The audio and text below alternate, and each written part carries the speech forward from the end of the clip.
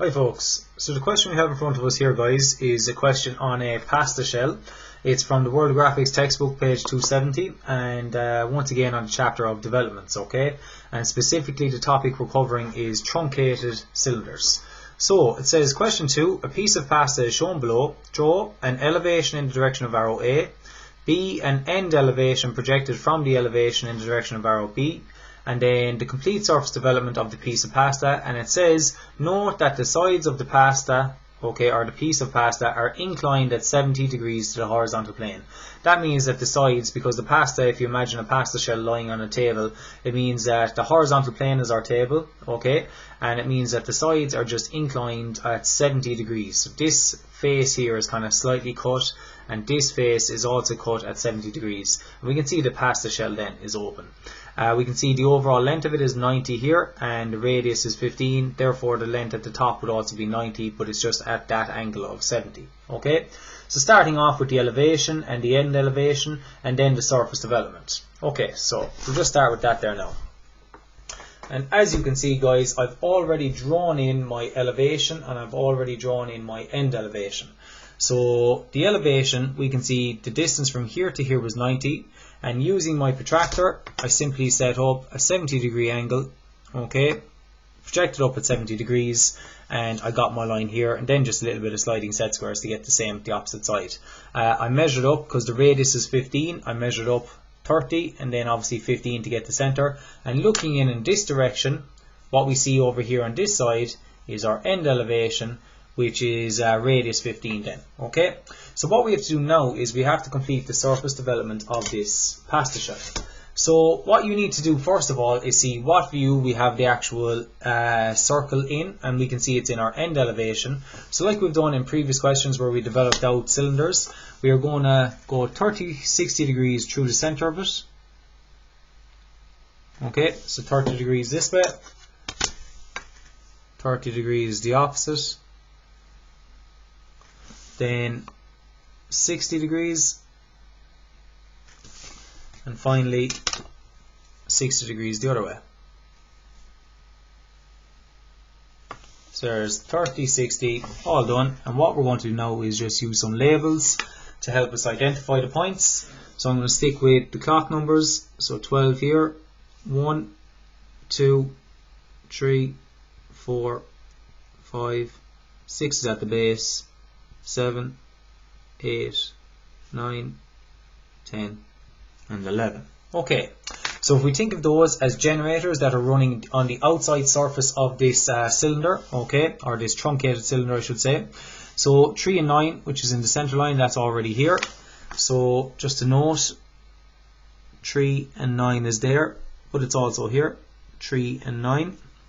And it'll be the same here at the bottom. I've got 6, and I've also got 6 down here.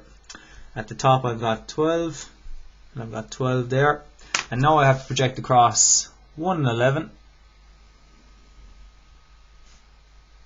2 and 10, likewise with 8 and 4, and then 7 and 5. Okay, so labeling those as well. So I've got 1 and 11, trying to keep it neat and tidy. I've got 2 and 10, 4 and 8, and 5 and 7. At the next one, it's the same over here, 5 and 7, 4 and 8, 2 and 10, and then 1 and 11. So there we have it. Okay, so I've labelled all of those as well. Now what we're doing, any other time we have done a surface development, a lot of the times maybe our cylinder was standing upright, whereas in this case what our cylinder is actually doing is it's flat on the ground. It's actually lying on the ground. Okay, so in this case we're going to develop it downwards. So to develop it downwards, what I'm going to do is I'm going to take the overall length of it, which is from the extreme left point here, which is at the 12, and the extreme right point here, which is at the 6. And it's going to fit inside that area there, because as I look down top of it, that's the extreme left of my elevation, and this point down here is the extreme right of my elevation. Now what I'm also going to do is picking a start point, and once again I'm going to start Just thinking what I'll start with. Yep, I'll start with 12. So there's 12 and 12. Okay, and what I'm actually going to do is I am going to set up my distances. So just using my compass there, so I'll set that up. Set up my distances from 12 to 1, 1 to 2, and 2 to 3 respectively. So I'll take the distance on my compass from 12 to 1, which as we know is the same as 1 to 2, 2 to 3, because we divided up our circle all into 30 degrees. And I'm going to step that down until I get back to number 12. So just keep count as you go. So that'll get me 1, that'll be 2, 3, 4, 5, 6, 7, 8, 9, 10, 11, and 11 back to 12. Okay, so we know where we're going to be finishing. Alright, having done that, what I'm now going to do is I'll label them after in a second, but I'm just going to send across the generators from left to right.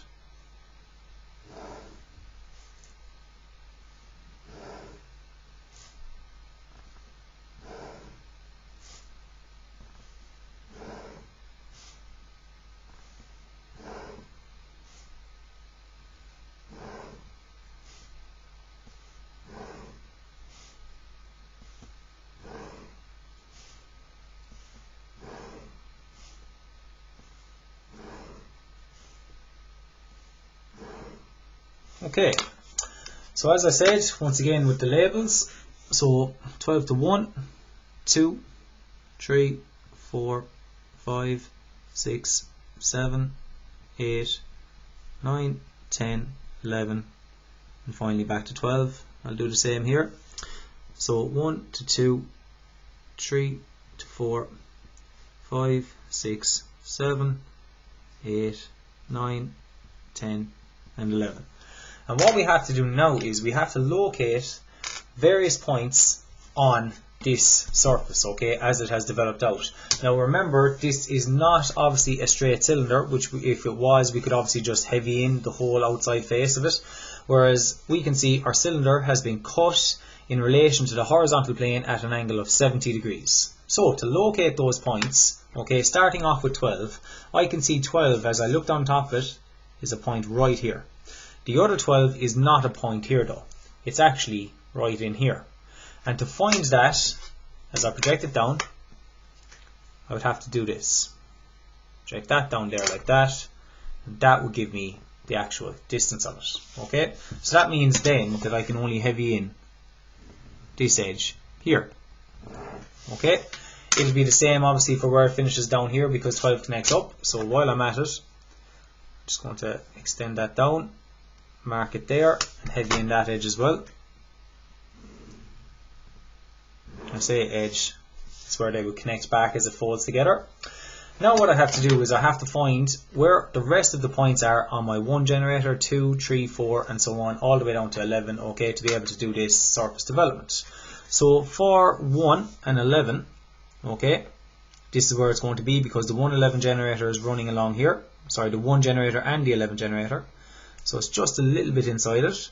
So I'll do it for 1 down to 11, and I have to do the exact same at the opposite side.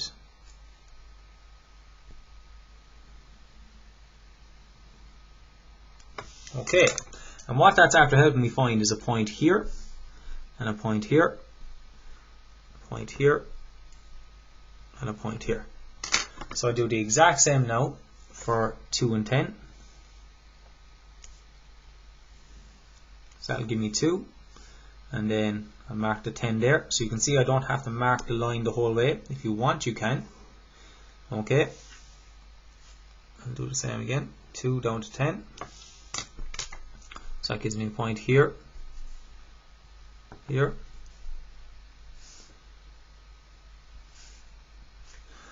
and then 3 to 9,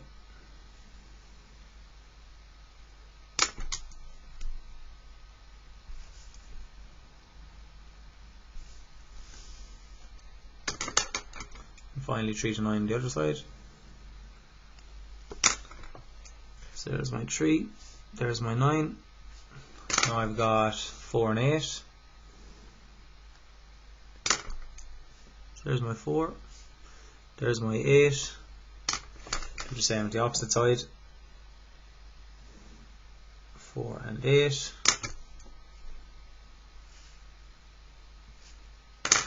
And then I've got 5 and 7. And I'll do 6 at the same time. You can see they're quite close together. Okay, so there's 7, 6, 5. I'll do the same with the other side. 5 and 7 and 6. 6 is already done. So 5, 6 and 7. And what I'm going to do now is, as using these series of points, I'm going to sketch in my curve for this surface development. Okay, so just speed up the video there now.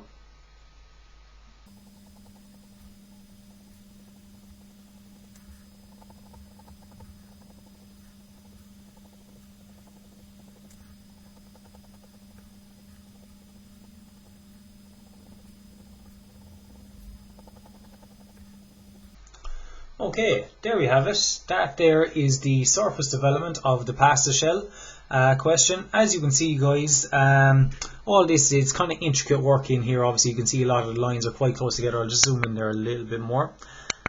Just about to there. And what you can see is, obviously, as I projected down the points for the 12 generator, obviously it came to here, and obviously where I finished. But for the 1 and 11, obviously my 1 was here, my 11 was down here. So I projected down this point right here.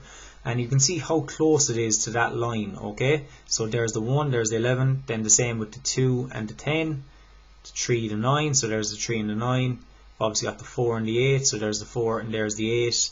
5 and 7, you can see it's very close to the 6, okay?